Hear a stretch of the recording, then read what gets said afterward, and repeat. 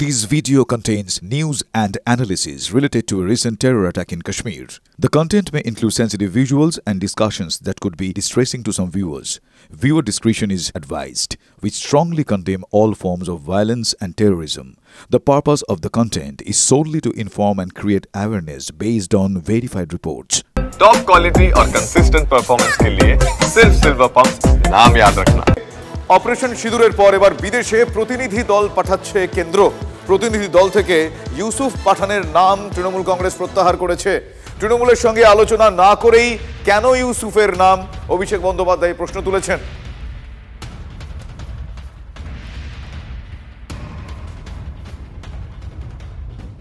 अगर कोई डेलीगेशन जा रहा है हमें कोई दिक्कत नहीं, डेलीगेशन जाना चाहिए, जाए।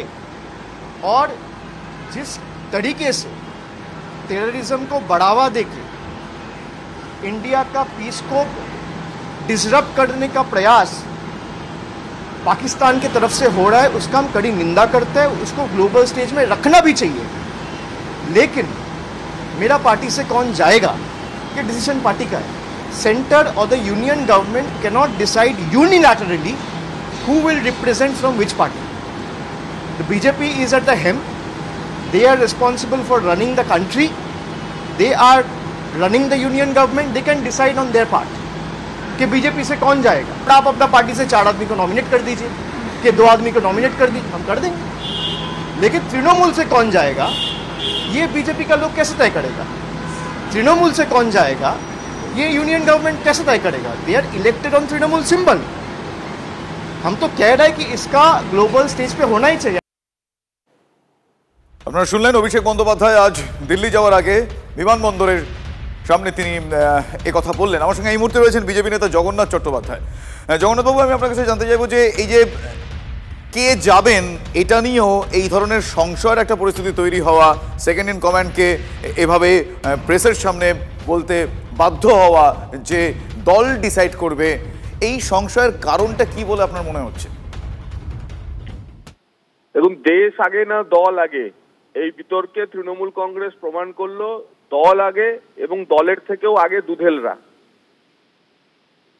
সাংসদ ইলেকশনে নির্বাচিত হন পার্টির সিম্বলে। সাংসদ নির্বাচিত হওয়ার পর তিনি দেশের সংসদের প্রতিনিধিত্ব করেন। তিনি সাংসদ হন দেশের। তারপরে দেশের প্রতিনিধি হয়ে সারা বিশ্বে যখন এরকম দল যাচ্ছে, তখন স্পিকার হোক, প্রধানমন্ত্রী হোক, বিদেশ দপ্তর হোক, তাদের একটি কনসিডার্ড ভিউতেই এই দল তৈরি করা হয়েছে।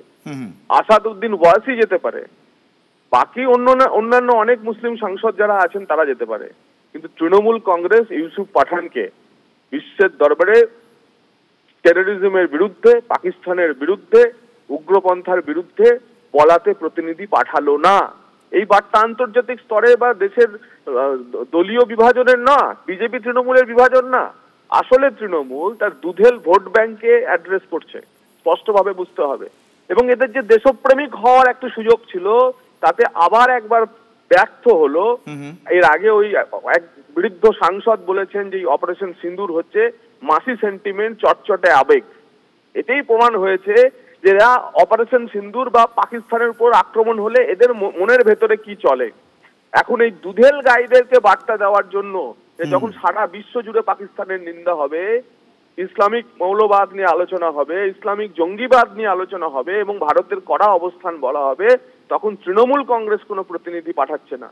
তার ফলে এটা তৃণমূল কংগ্রেসের কাছে নাম চাওয়া হয়েছে কি হয়নি এটা বিষয় না, বিষয় হচ্ছে ধন্যবাদ জগন্নাথ বাবু।